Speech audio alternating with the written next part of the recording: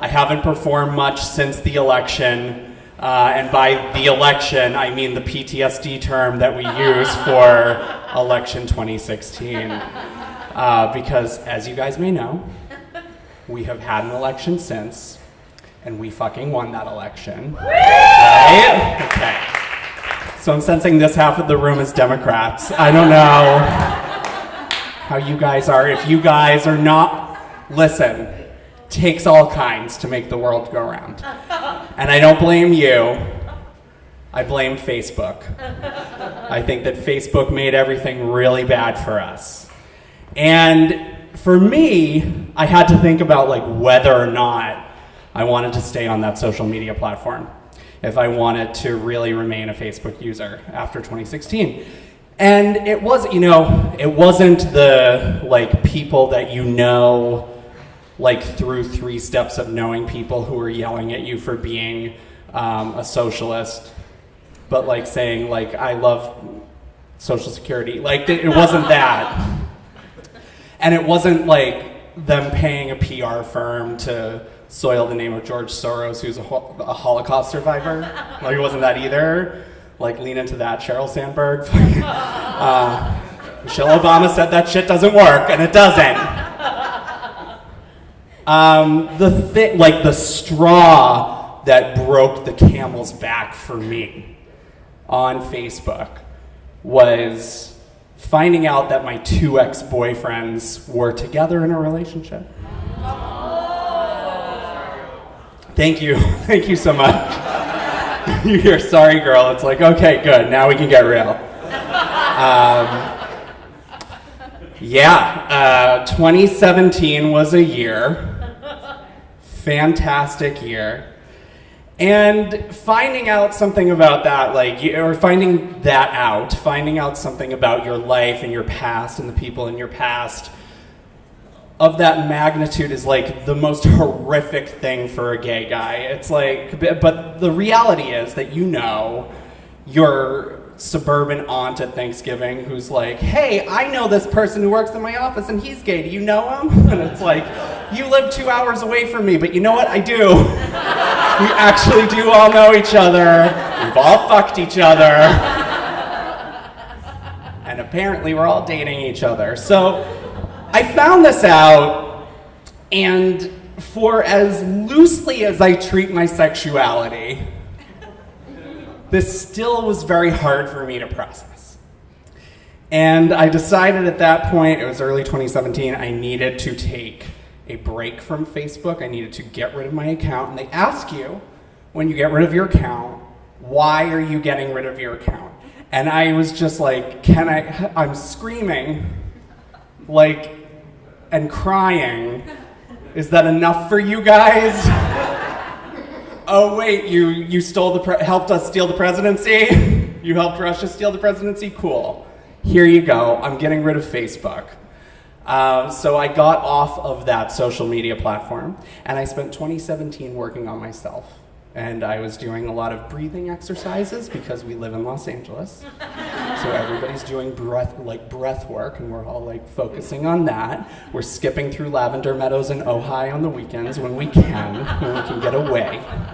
And we're connecting with ourselves, and we're finding the things that are better in our lives. So I took that time away. And in that period of time, I just did everything that I could to not think about those 2 guys. Now, a word on the 2 boyfriends, because like we've all had several people in our lives, but these 2 were so significant to me. We had Brian, who was like just this gorgeous young guy that I dated like 10 years ago, but still somehow like we both looked the same. Like looking great, doing great. And we had like a very sexual, very explosive love affair for like 6 months. We broke up in a public park. I had like a wheeling bag and I was dressed in a suit and I was like, I'm done! Like I was crying and it was the whole thing. And then there's Scott, and Scott was the boyfriend who I just was so, and these are not their real names, so like, I'm trying really hard to remember which name I assigned to which boyfriend, so please follow along with me. Scott was the guy, he was a Disney prince. He looked like a Disney prince. That's fucking crazy, right? Like, twinkle in the eye, like buttons down, like this shirt, but with no shirt underneath it. Always, like, very windswept, very handsome. We wanted to get married. We almost got married. We planned getting married. We were going to be on the beach. We were going to listen to some Billy Joel slow songs. We had, like, outfits. It was a whole thing. And then one day he was like, we're done. And I was like, wait, what? And we were, like, sitting in the living room. We broke up. And I uttered the line, "You can go to hell. I'm going to New York City." So I did. And then I spent all that time just like loosely dating, and then a few years go by, I moved to LA, a few years go by, the worst election happens ever, and then I find out that these two motherfuckers are together. And in that whole process, and just like, I did everything that I could to just forget it. And one day, which name did I give to which one?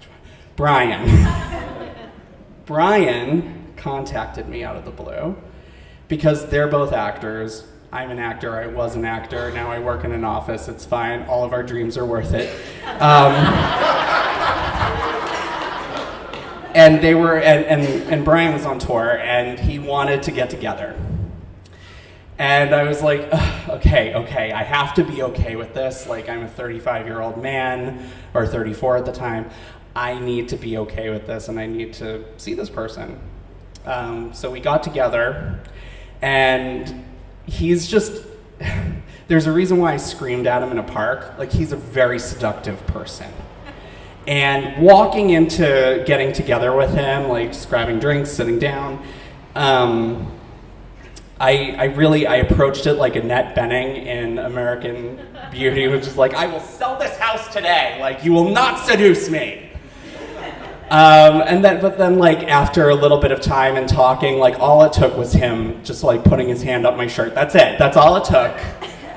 And I was there, and like I was face first in like so much danger, and knowing that I was doing the wrong thing. And I was also face first eventually in between his two butt cheeks.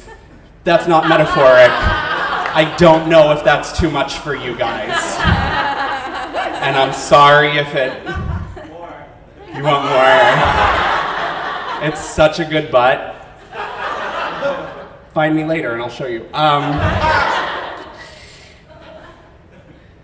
And it was just, and I got, and like, so we fucked. And in this day and age of open relationships, one can never assume, but there's also a thing where, like, even if they're in an open relationship, the history that you have with two people is just so intricate and so woven together that to fuck one of them is to fuck over the other.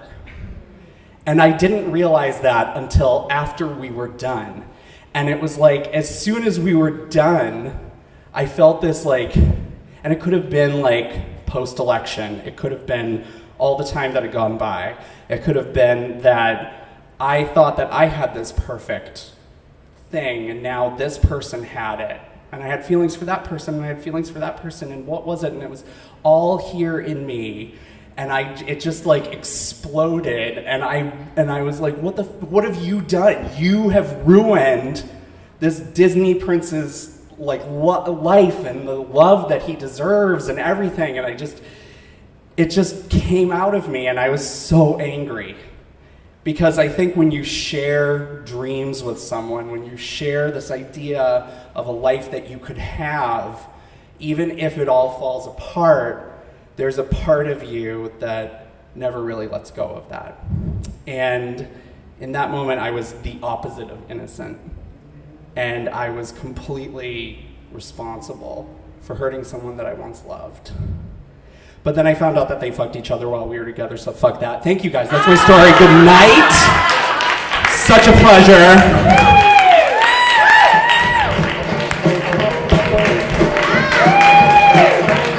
Jonathan Bradley Welch, ladies and gentlemen.